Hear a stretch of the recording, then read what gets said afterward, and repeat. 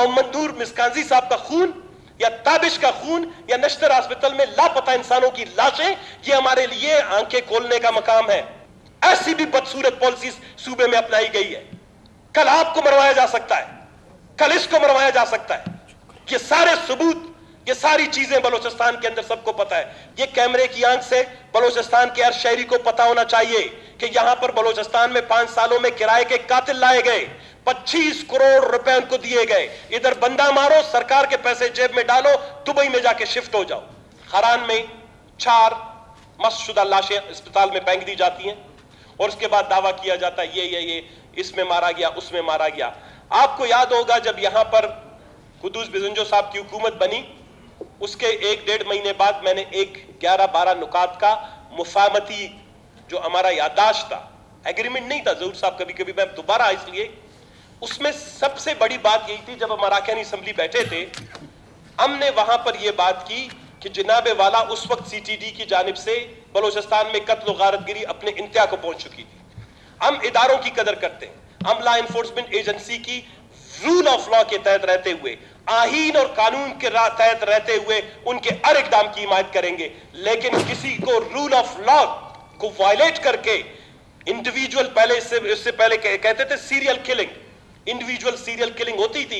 हमने अंग्रेजी फिल्में देखी हुई थी, आप लोगों ने सुना होगा, नॉवेलें पढ़ते थे कि एक पैटर्न होता था कि एक आदमी जो है वो मखबूतुल हवास, ज़हनी तवाज़ुन खोया हुआ शख्स जाके इधर भी एक शख्स को मारता था, कभी हथौड़ी से सर तोड़ता था, कभी पत्थर से सर तोड़ता था। सीरियल किलर्स टाइप के वाकयात होते थे। बलूचिस्तान में गुज़िश्ता 20 साल से सीरियल किलिंग हो रही है और वो भी इंस्टीट्यूशनल बेसिस पे। अगर बलूचिस्तान में कोई मुजरिम है, अगर बलूचिस्तान में कोई मुल्जिम है, बलूचिस्तान में मैंने इससे पहले भी कहा कि किसी भी किस्म के जुर्म में मुलव्विस है, हमारे पास we have to go by the book. हम किताब और कानून के मुताबिक जाएंगे। एक जिम्मेदार रियासत और एक कबायली मिजाज में ज़हन में यही फर्क होता है। एक मुअज़्ज़ब रियासत वो कानून, कायदे और रूल ऑफ लॉ के तहत चलता है, जबकि कबायली सोच रखने वाला शख्स फिर चाचा का बेटा हाथ आ जाता है, मामा का बेटा हाथ आ जाता है, ताया का बेटा आ जाता है, तो उसको मारता है कि जी वो मैं तो मुझे नजर नहीं आया, मैंने उसके ताए के बेटे को मारना है। ये रियासतें, मुअज़्ज़ब रियासतें इंस्टीट्यूशनली एक सीरियल किलिंग नहीं करती हैं और एक पैटर्न के तहत आप सारा देख लें। हमने कहा था कि CTD को तवाना करें, सबको तवाना करें।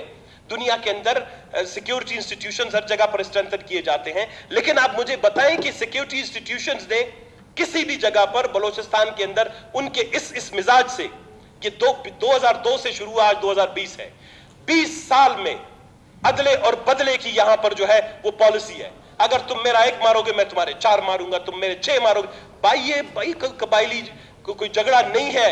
ये बलूचिस्तान का खालिस्तन सियासी मसला है, बलूचिस्तान के खालिस्तन सियासी मसाइल हैं, बलूचिस्तान के माशी, माशरती, सियासी, इंतजामी, हुक्मरानी, तालीम, बेरोजगारी, सरहदों पर तिजारत, ये सारी चीजों के कॉम्बिनेशन में बलूचिस्तान इस नैश तक पहुंच गया है। इस खून खराबे की वजह यह है, जब आपने हमें गैस से महरूम रखा, बिजली से महरूम रखा, तेल से महरूम रखा, सड़कों से महरूम रखा, आखिर में आके आप हमें इंसाफ से भी महरूम रख रहे हैं। भाई जो मुजरिम है उसको कम से कम इंसाफ तो दे दिया करें, उसी के तहत आप उसको फांसी चढ़ा दें।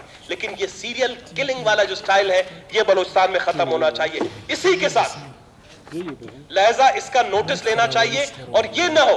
देखिए कल सरदार अख्तर मेंगल साहब ने भी स्पीच की है, बलूचिस्तान में अभी तक भी कुछ मुअज़्ज़ब जो तरीके से सियासी जमातें हैं, जो हम रिप्रेजेंट करते हैं बलूचिस्तान के लोगों की एस्पिरेशंस को, उनके विल को, उनके विश को, कहीं ऐसा ना हो कि आप उन सब के लिए रास्ते बंद करके आप एक बलूचिस्तान को फिर एक ऐसे नैज पे ले जा रहे हैं कि इस खित्ते में होने वाली जो हालात है उसके बाद आप इसका जो है वो क्या वो नहीं हो सकते, आप इसको अफोर्ड नहीं कर सकते।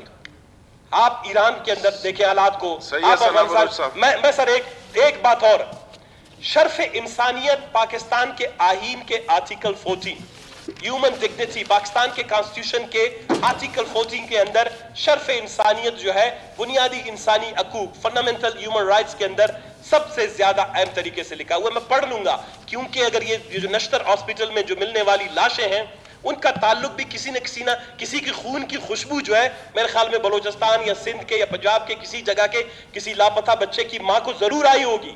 ये ऐसा नहीं है, हम तबाही और बर्बादी की तरफ जा रहे हैं। जंगल में पहले कहते थे वैशी जानवर, तो जनाबे वाला वैशी जानवर सिर्फ दो वजह से वैशी होते हैं। एक तो अपनी जान बचाने के लिए एक दूसरे से लड़ते हैं, दूसरा खुराक हासिल करने के लिए एक दूसरे को मारते हैं, और वो निजाम फितरत का हिस्सा है। वो फितरत में, निजाम फितरत के तहत इस तरह उनकी आबादी होती है, खत्म होती है, मारते हैं। लेकिन इंसान इस लेवल तक जो है वैशी बन जाएगा, और उसकी मिसालें पाकिस्तान से आना शुरू हो जाएंगी, जो कहते हैं खुदावंद, उसके खुदा के नाम पर, अल्लाह के नाम पर और इस्लाम के नाम पर बनने वाली मुमलिकत में इस तरह आपने देखी उन लाशों की वीडियो आपने देखी है।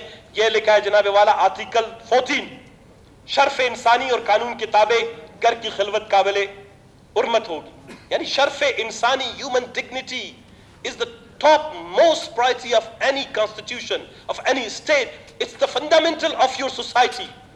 इंसानी शर्फ, ह्यूमन डिग्निटी पाकिस्तान के कॉन्स्टिट्यूशन में फिर भी 14 नंबर पे है। दुनिया की जितनी 200 कॉन्स्टिट्यूशंस मैंने पढ़ी है उसमें शर्फ इंसानियत पहले नंबर पे है, इसीलिए शायद इधर 14वें नंबर पे, इसीलिए ना किसी को पता भी नहीं है कि कॉन्स्टिट्यूशन। मैं अभी आप बताना चाहता हूं जनाबे वाला, मैं बलोचिस्तान के अवाम की बेसिस पर, बलोचिस्तान की तमाम सियासी जमातों की बुनियाद पर यह मुतालबा करता हूं कि नश्तर हॉस्पिटल में, अस्पताल में जितने भी उनको लापता लाशें करार देकर जिस तरह उनकी बेरहमती की गई है, इस असम्बली की तवस्सुत से, बलूचिस्तान के अवाम की तवस्सुत से इसकी पुरजोर अल्फाज में मजम्मत करते हैं। और साथ में ये मुतालबा करते हैं कि उनका चाहे DNA टेस्ट हो, मुल्की सतह पर, बैनुल अक़वामी सतह पर कमेटियां बुलाए जाएं, लोग बुलाए जाएं, उनकी तहकीकात होनी चाहिए। जनाबे वाला ये बेशर्फी इंसान की तबाही और बर्बादी का बायस है।